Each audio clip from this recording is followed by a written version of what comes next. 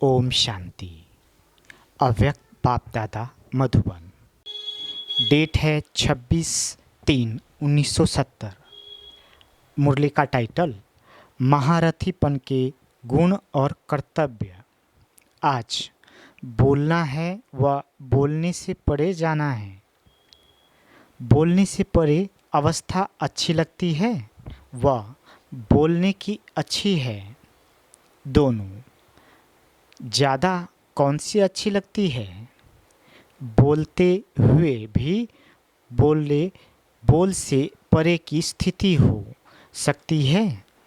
दोनों का साथ हो सकता है व जब न बोलने तब परे अवस्था हो सकती है तो कब होगी?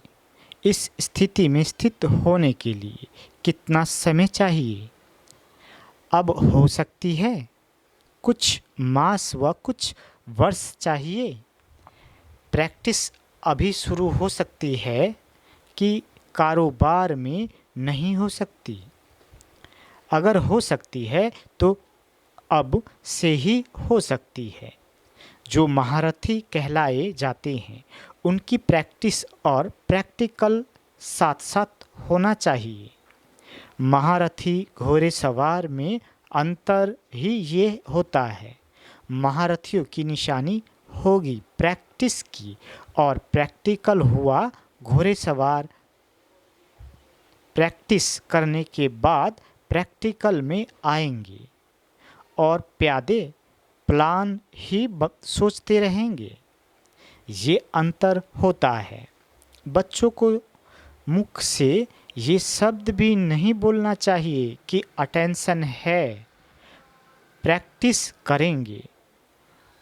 अभी वह स्थिति भी पार हो गई। अभी तो जो संकल्प हो वो कर्म हो।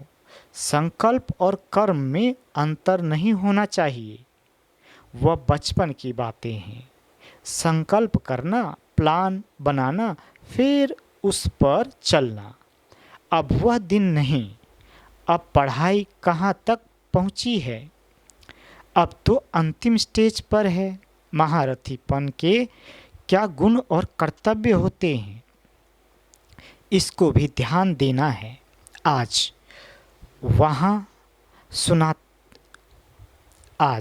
वही सुनाने और अंतिम स्थिति के स्वरूप का साक्षात्कार कराने आए हैं। सर्विस बुल क्या कर सकते हैं, क्या नहीं कर सकते हैं, क्या कह सकते हैं, क्या नहीं कह सकते हैं, अब से धारणा करने से ही अंतिम मूर्त बनेगी। साकार सबूत देखा ना। प्रैक्टिस और प्रैक्टिकल एक समान था कि अलग अलग था? जो सोचा वही कर्म था। बच्चों का कर्तव्य है फॉलो करना। पाँव के ऊपर पाँव फुल स्टेप लेने का अर्थ ही है पाँव के ऊपर पाँव जैसे कि वैसे फॉलो करेंगे।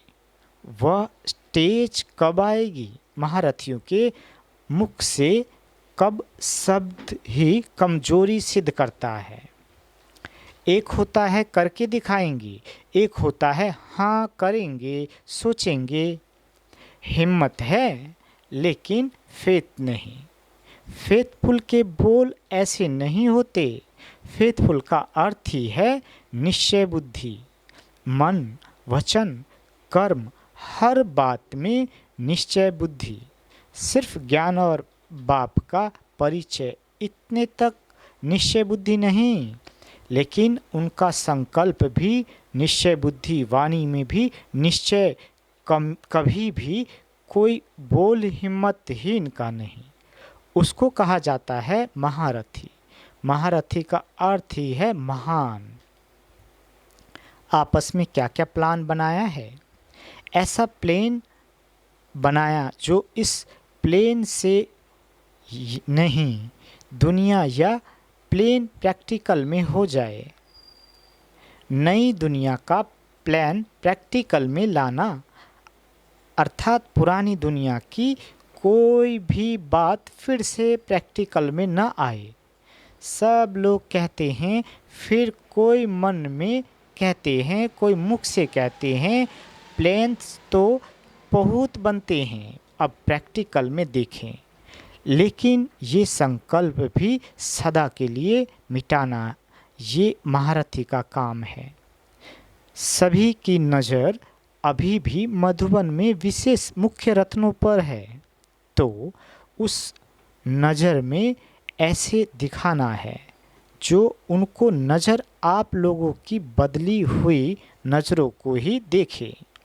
तो अब वह पुरानी नज़र नहीं, पुरानी वृत्ति नहीं, तब अंतिम नगारा बजेगा। ये संगठन कॉमन नहीं है, ये संगठन कमाल का है। इस संगठन से ऐसा स्वरूप बनकर निकलना है जो सभी को साक्षात बाप दादा के ही बोल महसूस हो। बाप दादा के संस्कार सभी के संस्कारों में देखने में आए। अपने संस्कार नहीं, सभी संस्कारों को मिटाकर कौन से संस्कार भरने हैं बाप दादा के, तो सभी को साक्षात्कार हो कि ये साक्षात बाप दादा बनकर ही निकले हैं। ऐसा सभी को करना है।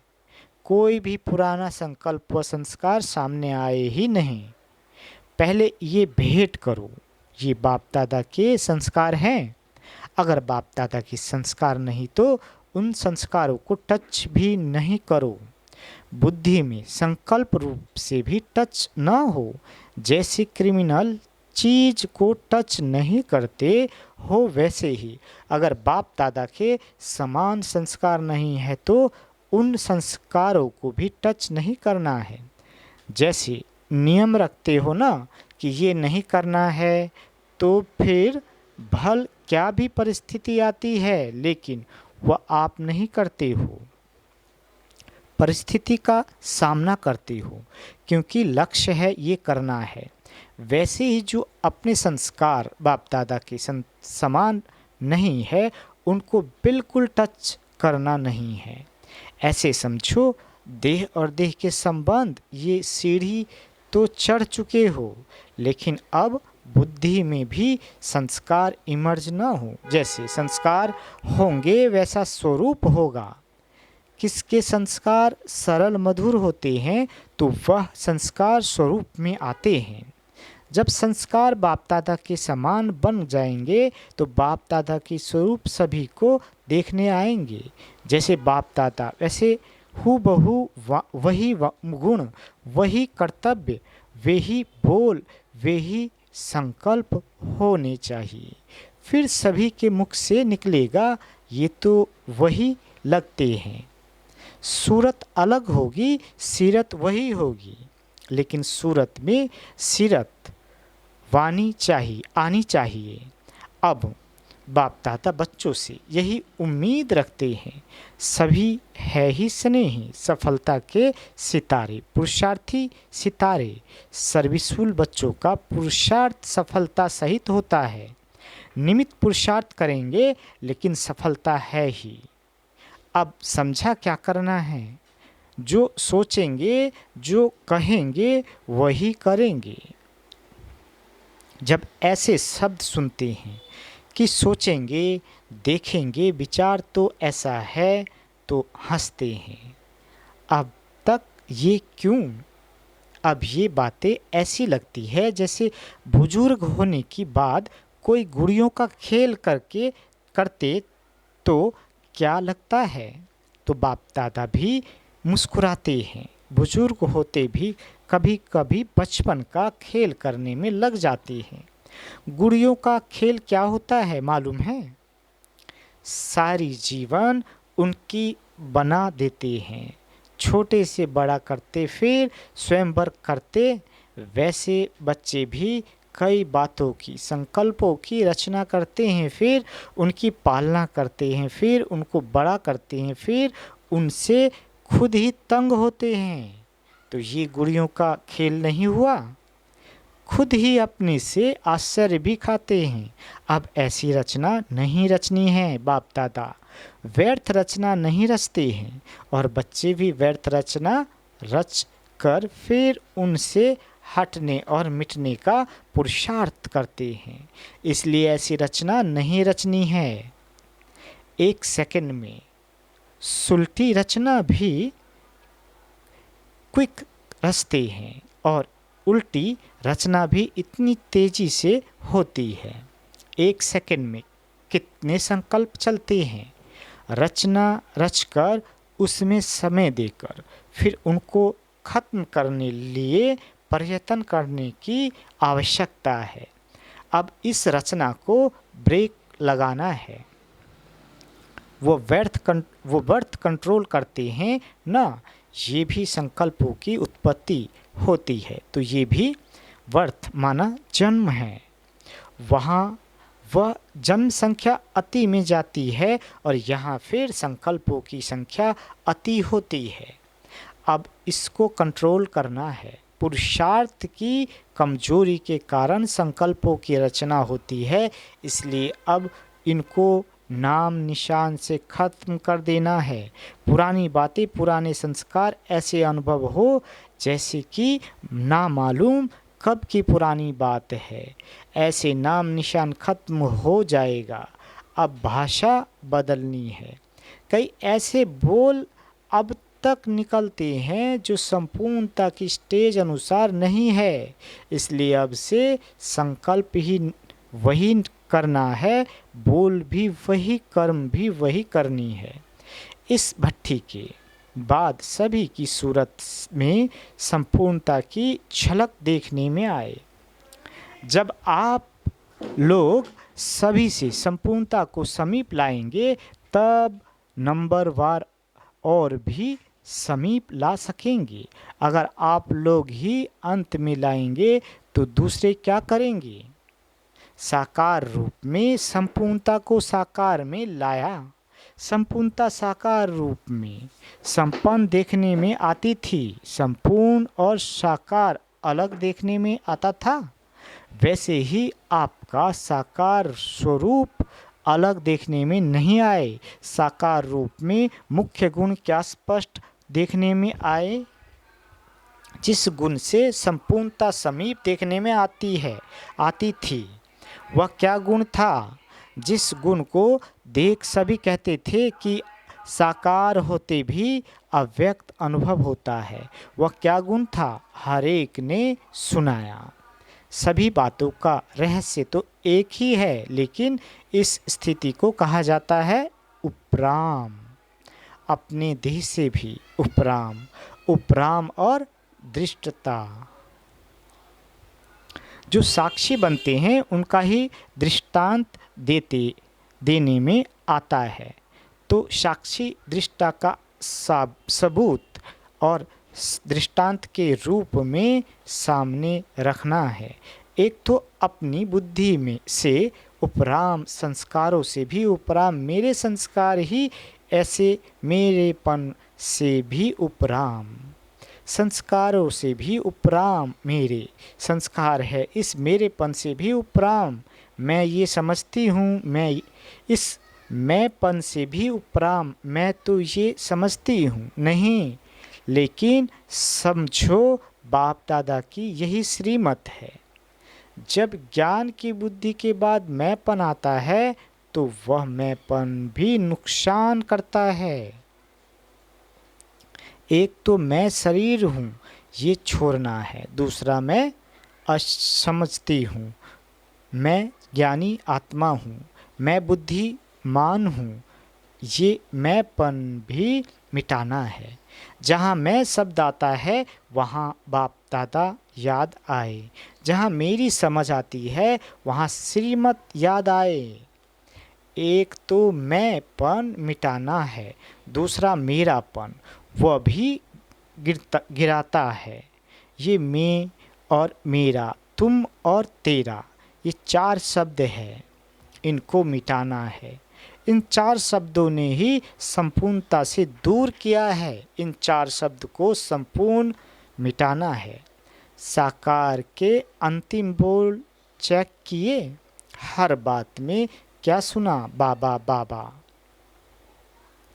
सर्विस में सफलता न होने की करेक्शन भी कौन सी बात में थी, समझाते थे, हर बात में बाबा बाबा कहकर बोलो तो किसको भी तीर लग जाएगा। जब बाबा याद आता तो मैं तेरा तू तेरा खत्म हो जाता है। फिर क्या अवस्था हो जाएगी, सभी बातें प्लेन हो जाएगी, फिर प्लेन याद में ठहर सकेंगे। अभी बिंदी रूप में स्थित होने में मेहनत लगती है ना, क्यों? सारा दिन की स्थिति प्लेन न होने कारण प्लेन याद ठहरती नहीं है। कहाँ न कहाँ मैंपन, मेरापन, तू तेरा आ जाता है। शुरू में सुनाया था ना कि सोने की जंजीर भी कम नहीं, वह जंजीर अपनी तरफ खींचती है। हर एक अपने को चेक करे, बिल्कुल उपराम बुद्धि, बिल्कुल प्लेन। अगर रास्ता क्लियर होता है तो पहुंचने में कितना टाइम लगता है, उसी रास्ते में रुकावट है तो पहुंचने में भी टाइम लग जाता। रुकावट है तब प्लेन याद में भी रुकावट है। अब इसको मिटाना है। जब आप करेंगे, आपको देख सभी करेंगे। नंबर वार स्टेज पर पहुंचना है। आप लोग पहुंचेंगे तब दूसरे पहुंचेंगे, इतनी जिम्मेवारी है। संकल्प में, वाणी में, कर्म में व संबंध में व सर्विस में अगर कोई भी हद रह जाती है तो वह बाउंड्री जो है वो बाउंडेज में बांध देती है। बेहद की स्थिति में होने से ही बेहद के रूप में स्थित हो जाएंगे। अब जो कुछ खाद है उनको मिटाना है। खाद को मिटाने लिए ये भट्ठी है। जब संगठन हो तो साक्षात बाप दादा के स्वरूपों का संगठन हो। अब ये संपूर्णता की छाप लगानी है। संपूर्ण अवस्था वर्तमान समय से ही हो, ये है महारथियों का कर्तव्य। अब और क्या करना है? स्कॉलरशिप कौन सा लेते हैं? स्कॉलरशिप लेने वाले का अब प्रत्यक्ष साक्षात्कार होता जाएगा। ऐसे नहीं कि बाप दादा गुप्त रहे तो हम बच्चों को भी गुप्त रहना है, नहीं। बच्चों को स्टेज पर प्रत्यक्ष होना है, प्रत्यक्षता बच्चों की होनी है। बच्चों को स्टेज पर प्रत्यक्ष होना है, प्रत्यक्षता बच्चों की होनी है। सर्विस के स्टेज पर ही प्रत्यक्ष कौन है, तो संपूर्णता की प्रत्यक्षता भी स्टेज पर लानी है। ऐसे नहीं समझो, अंत तक गुप्त ही रहेंगे। बाप दादा का गुप्त पाठ है, बच्चों का नहीं। तो अब वह प्रत्यक्ष रूप में लाओ। अब मालूम है सर्विस कौन सी करनी है? सम्मेलन किया, बस यही सर्विस है। इनके साथ साथ और श्रेष्ठ सर्विस कौन सी करनी है? अब मुख्य सर्विस है ही अपनी वृत्ति और दृष्टि को पलटाना। ये जो गायन है नज़र से निहाल, तो दृष्टि और वृत्ति की सर्विस ये प्रैक्टिकल में लानी है। वाचा तो एक साधन है, लेकिन कोई को संपूर्ण स्नेह और संबंध में लाना, उसके लिए वृत्ति और दृष्टि की सर्विस हो। ये सर्विस एक स्थान पर बैठे हुए एक सेकंड में अनेकों की कर सकते हो। ये प्रत्यक्ष सबूत देखेंगे। जैसे शुरू में बाप दादा का साक्षात्कार घर बैठे हुआ ना, वैसे अब दूर बैठे आपकी पावरफुल वृत्ति इस कार्य करेंगी। जैसे कोई हाथ से पकड़ कर लाया जाता है, कैसा भी नास्तिक तमोगुणी बदला हुआ देखने में आएगा।